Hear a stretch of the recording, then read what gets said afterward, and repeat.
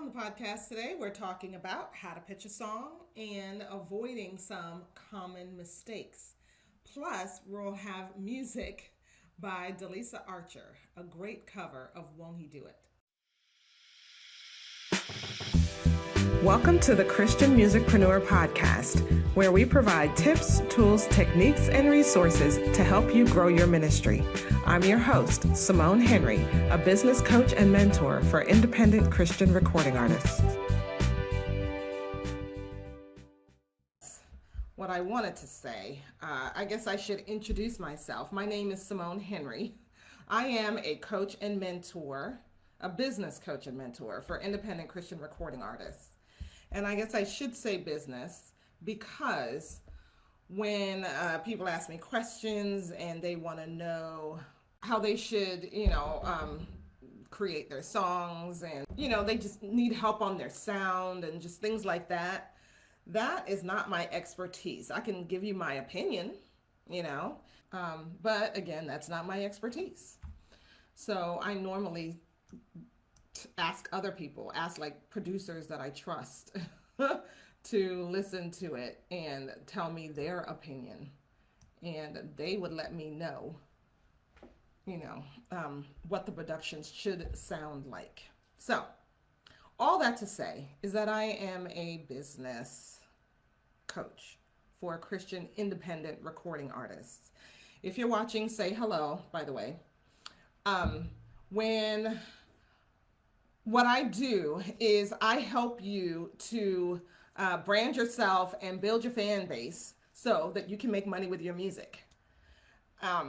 Basically, turn your music ministry into a thriving business. So many of the artists that I meet and see on a regular basis. Hello, Emilio. Hola. So many of them will ask me, how to get on the charts and different things like that. Hello, Samaria. That is not my expertise.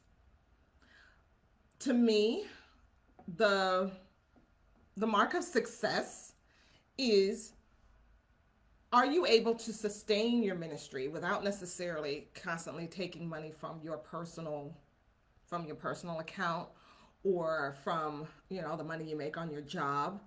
Is your ministry self-sustaining? I've heard of lots of artists who have gotten on some of the biggest stages in the world, have been opening for some large acts, have been nominated for Dove and Stellar Awards, but when it comes to being able to buy a sandwich at the local sandwich shop, they need to borrow $5 from somebody, So, yeah, you are on a big stage, but you have no money in your pocket. So, what is really the mark of success? Then there are those artists who get played on the big terrestrial stations, the big terrestrial networks, FM networks. And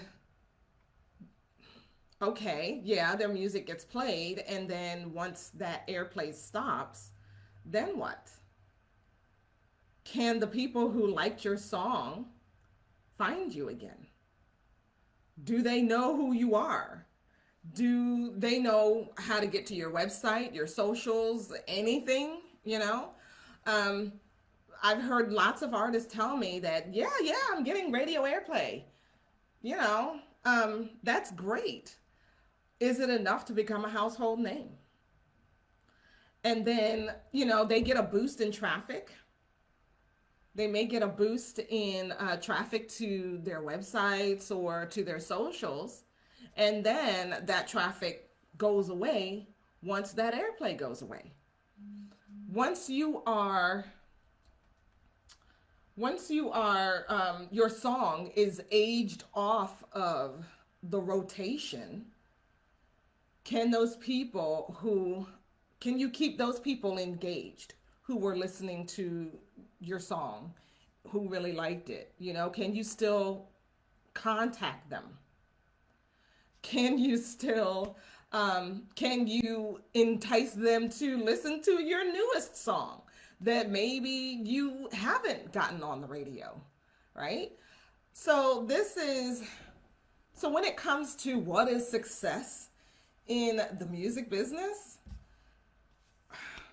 radio airplay may not be it because it's so short-lived. And then we were talking on Music Industry Makeover yesterday. We were talking about how radio is a medium that you can't control as an artist. You know, you can control how many radio stations you submit to, maybe, because some of these stations may not even accept music directly from artists. They may only accept music from radio promoters, you know. And if you, you know, you can go and spend that money on a radio promoter, but then that's all they do. They don't help you with anything else. They just put your music in front of the music directors and the program directors of radio stations who are actually really looking for big name artists because those are the ones that bring listeners. And they really need listeners right now because radio has so much more competition now than they did a few years ago, right? When I get into my car, when I want to listen to music, I connect my phone to the Bluetooth and I'm streaming music on YouTube Music, you know. And I know a lot of you are like that, the same way, right? You're using Spotify, you're using Apple Music. You're not even listening to an actual FM radio station or AM radio station, you know? And I've heard so many people say how frustrated they are with the radio stations now because there's so many commercials. They're playing the same 5 songs every 15 minutes, you know? I remember I had a long commute from Baltimore to DC a few years ago. And during that commute, if I happened to be listening to the radio, I would hear the same song multiple times within that hour and a half to 2 hour window that it took me to commute. So, for a lot of stations, radio, the music has become just a break between commercials, to be perfectly honest. Sad as it is. But so, is radio airplay a mark of success in your music ministry? That is something to consider. But that's really all, about introduction. Basically what I do is I help you to engage your fans, to build up your fan base, and to market yourself in such a way that you actually bring in an income. To me, and hopefully to a lot of you out there, actually having an income from your music ministry is more of a mark of success.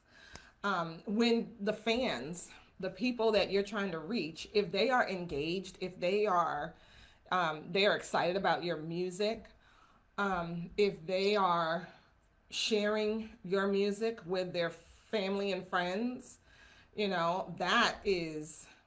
I feel like that's a mark of success. And that's also a great audience that can be monetized and that can bring in income for your ministry so that you can continue your ministry and can go longer, right? So to me, that is the mark of success, and that is why I do what I do. I help artists to make some money. So Samaria says you have to treat yourself as such and remain consistent and proactive and find multiple ways to continue to market and stay successful. Absolutely. Absolutely. Too often I find that when artists are releasing music, when they think about their marketing, the first and only thing that they think about is radio. And I am here to tell you that there are more ways to market your music than just radio, right? Multiple avenues. Don't focus on just one outlet. Absolutely. Absolutely, Samaria.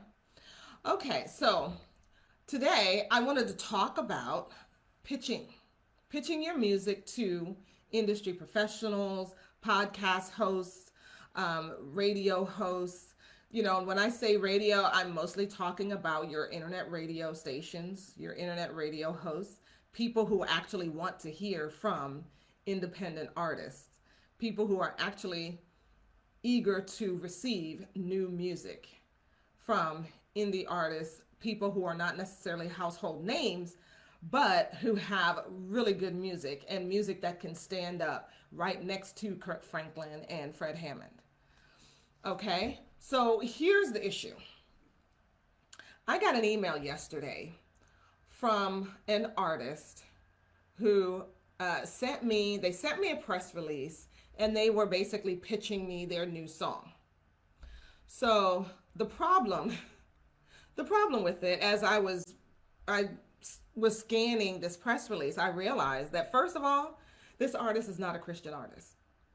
So what that says to me is that they have no idea who I am and what I do and what kind of music I like or promote or anything like that. They just said, here, we're submitting this for airplay. And I'm thinking, what airplay are you submitting this for? I don't have a radio station or a radio show. Where exactly are you expecting me to play this? Now, I am planning on relaunching my podcast soon, but did they know that? And when I do relaunch my podcast, I am going to be playing music. However, it's not going to be secular music. So clearly they didn't know who I am and what kind of music to send me. Nothing like that. Nothing. So that immediately was a problem. So, and this is not the only time this has happened. Most of the time I don't get secular music. Most of the time I do get gospel music. However, it's unsolicited. People are just sending me their music just kind of willy-nilly. Most of the time I don't get a press release. I don't even get a hello. Hey, Simone, would you like to listen to my new song? I don't even get that a lot of times. I'll just get a link in my inbox. People will just drop a YouTube link.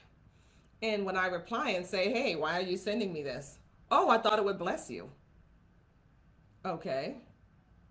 You could have said that. Or I'll get links that say, hey, check out my song and tell me what you think. Here's the problem with that one. First of all, I'm not your fan. I could give you my opinion, but it's going to take time out of my day to listen to your song, which was unsolicited. And how much does my opinion really matter to you? If I say I don't like your song, how does that change your life or how you produce music in any way? What does that really do for you? What I find is that many Christian independent artists, they care more about what industry people think than about what their own audiences think and their own fans think.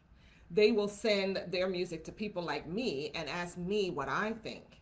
Again, I'm not a producer. I'm not like an audiophile person. I like what I like. And my creativity tends to run to business ideas, to be perfectly honest. So sending me your music and asking me what I think doesn't really help you a whole lot. What are you going to do with it? If I say it's fantastic, but your fans think it's awful, now what? The people who really matter are your fans. Why? They're the ones streaming it and buying it.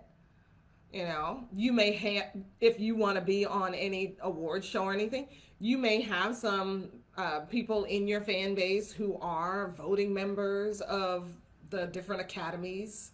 You know, your fans are the ones who you should really find out if they like your song or not. They're the ones who should get the final vote, not somebody like me, to be perfectly honest. Of course, right up front, your song should be produced well, and your song structure should make sense. You know, I remember I was at this concert once and this lady was singing. I couldn't tell what the verse was, what the chorus was, what the vamp was. It sounded like she had like three different vamps in the song. I couldn't tell what the chorus was. And then the verse was just, I don't know, it was all over the place. I could not follow this song. So that's why one of my tips is learn learn how to write a song before you break the rules. Because, you know, it's perfectly fine to do something different and to tweak it, but I feel like people should still be able to follow the song. You know, and that's just basics, right? Other beyond that, it's up to your fans, not necessarily somebody like me. Okay, so that's the problem. Here is how to pitch your songs properly, in a better way, in a way that doesn't annoy the people that you're sending it to, right? First of all, do your homework. If you're sending it to somebody who has a show, a podcast, find out what style of music they like and how they want to be contacted. And of course, you should also find out if they're even accepting new music. Are they even looking for new music? Because you might be sending them stuff that they don't want and it just goes into the trash.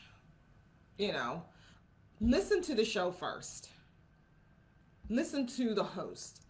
Make sure that the music that you're sending actually matches what they're playing. You know, I had a gospel station years ago, and we'd get all kinds of stuff. It was a more of a contemporary, an urban contemporary station. So to send us, you know, old style, traditional gospel probably wasn't the best. To send us a ton of CCM music wasn't the best. You know, there are a few hip hop stations and stuff out there. You know, they'll get you know the traditional gospel songs, and it doesn't match. It doesn't match, and if it doesn't match, then you're wasting your time. Your music is automatically gonna go in the trash, and you don't want that, because guess what? What if especially if you're constantly sending your music to people. If you if you keep sending a station, a podcast, you're keep sending these people the wrong music, they're gonna remember you. And when your name comes up in some circles, it's not gonna be good. They're just there. It's gonna be bad. It's gonna be bad. I'm just gonna say it that way. You know, the industry is small. People do talk, and you know, your name will just create a bad taste in people's mouths. Like, they're constantly sending me stuff that I just don't want. They don't pay any attention to my show. Okay? When you're pitching, show that you understand who they are and what they do, right? There was a podcast. There's a podcast that I listen to. The podcast is about music and the music business and how to market yourself and everything. The funny thing with them is that they don't play any music, but that doesn't stop them from getting music from lots of different artists saying, hey, here's my new song, play my new song. Well, this podcast doesn't play music, so why are you sending this to me? Yeah, so pay attention. Find out if the person that you're sending the music to has a problem that needs to be solved. You know, um, what if they need more hip hop in their playlist? What if they need um, more R&B in their playlist? What if they need some CCM in their playlist, right?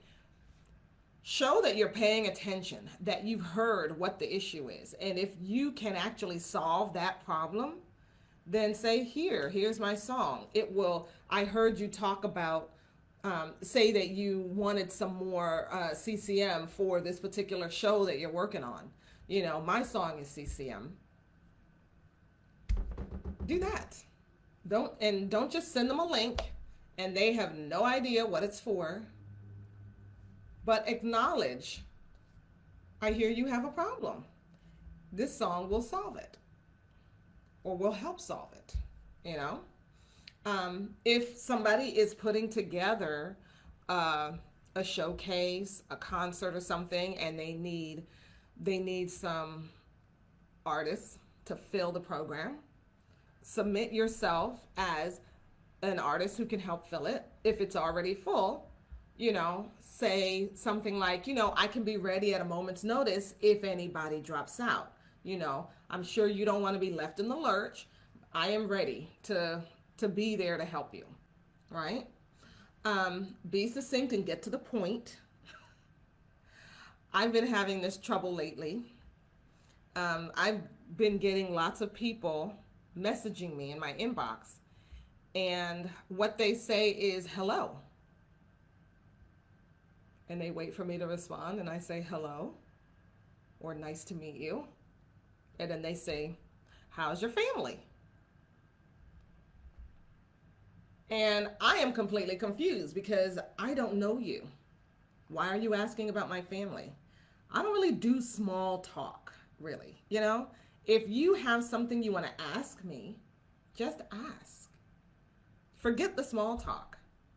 We are not best friends from the block, okay? If you have something that you want to ask or you want to say, a comment that you want to make, just get to it. Stop leaving me guessing about what it is you're messaging me about. Okay? Because it's a waste of time and it's confusing. That's my personal opinion. When you're sending emails, don't send attachments, especially if your email is unsolicited. If they didn't ask for you to attach your MP3, don't. Sometimes, depending on what email system people are using, space is a premium. Memory is a premium. So if you're filling up their inbox with your attachments, you know, I get sometimes where people will send me 3 and 4 songs as an attachment, plus attach a PDF of their EPKs and a PDF of the press release, and then just attachment after attachment after attachment. And I don't know them from Adam. All you're doing is taking up space, right? First, write me an email, find out if I even want any of this. Find out if, you know, like we said before, listen to the show, listen to the podcast, whatever. Make sure your music even fits, you know, and then write me a note. Say, hey, you know, my song will fit your format. Are you looking for new music?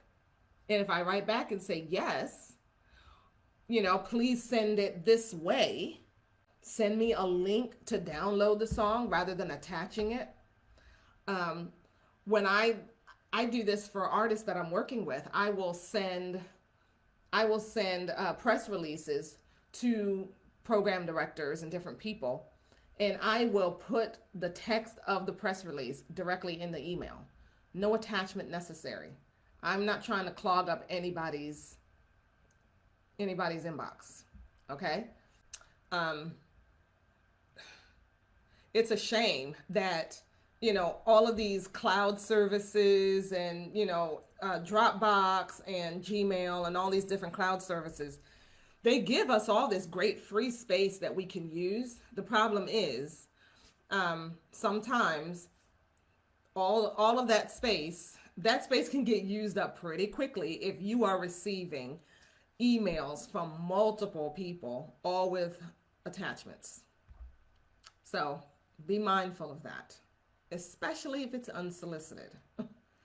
Okay. Use an email account with your domain name. That helps protect your brand, right? You're not advertising for Google. So, and if you have a website, your host automatically gives you access to have as many emails as you want. So get with your host and learn how to set up your domain name email address. It just looks more professional.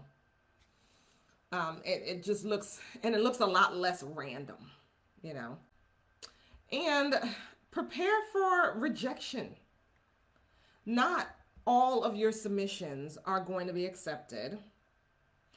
Don't take it personally. You know, when they say no, it may mean not right now. It may mean we're full, or I have all I need. Try again later. Okay? So just because they say no doesn't mean it's no forever. All right? And, you know, we know that your music is your baby. You put hard work into it, blood, sweat, and tears into it, you know, all your inspiration into it. It's your baby. But not everybody is ready to receive at the moment when you are ready to send. Okay? So those are some tips. Oh, here's another one. One more. If the person that you're sending to has a website, check to see if there are specific instructions for how to submit your music. Some people, like when I was accepting music for the radio station a while back, I set up a submission form to get the music. And the reason I did that was because I wanted to have the music set up in a playlist where I could just kind of listen to song after song after song and choose the ones that I wanted, rather than going from this email to that email to this email and the other email. You know, everybody has their process. Not everybody's process is the same. You know, for a lot of people, you can send an MP3 and they're perfectly fine with that. For other people, they might want a WAV file. Either way, you know, make sure that your file is tagged properly so they know who it is that sent it, if it gets separated from your email or anything, because you want to make sure that you are getting the royalties if they do decide to play your song. So those are my tips for pitching your music to industry professionals and podcasters and different people like that. If you are loving this content and you want to work with me to help your ministry move forward, then schedule a call with me now at echemusic.com/MMA. That's echemusic.com/MMA. I'm looking forward to talking with you.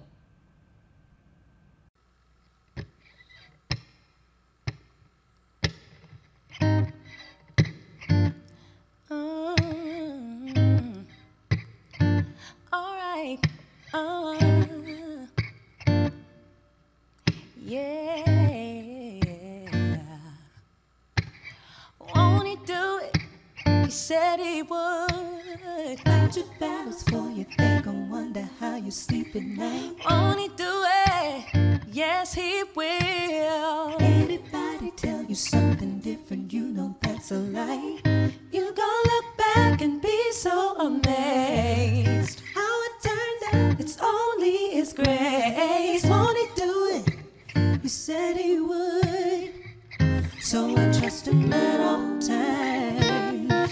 Ain't nobody stopping my shine. They try to break me, try to take me out, but I got Jesus on my side. Felt so bad I thought I would die. Ain't nobody stronger than the one that came and laid down his life. And I've got mountains to climb, but the The enemy can't stop me, 'cause there's a calling on my life. So when I'm crying, don't last too long, 'cause he's gonna step in and make it alright. Won't he do it?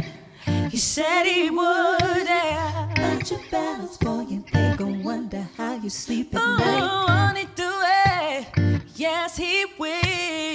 Anybody tell you something different, you know that's a lie.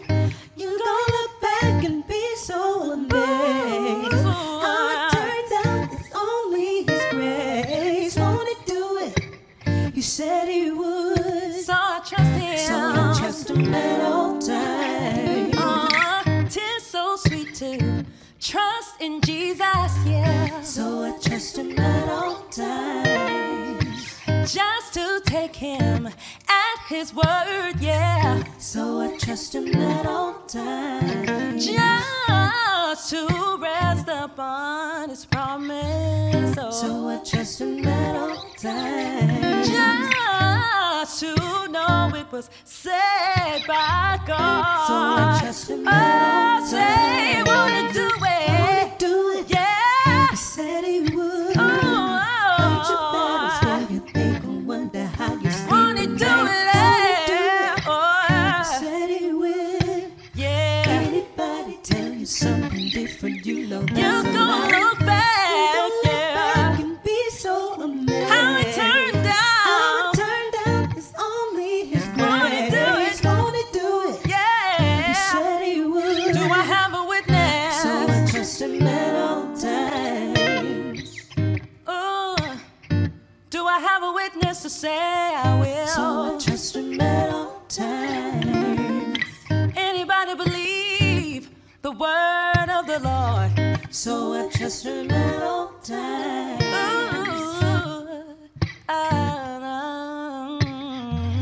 So I trust him at all times. Yeah, so I trust him. So I trust him at all times. Thanks for listening to the Christian Musicpreneur podcast. If you enjoyed this episode, it would mean a lot to me if you would like, share, and subscribe to this channel. Feel free to share your takeaways in the comment section below and join my free Facebook group, Christian Recording Artists Seeking Freedom. See you next time, and remember to take action and never give up.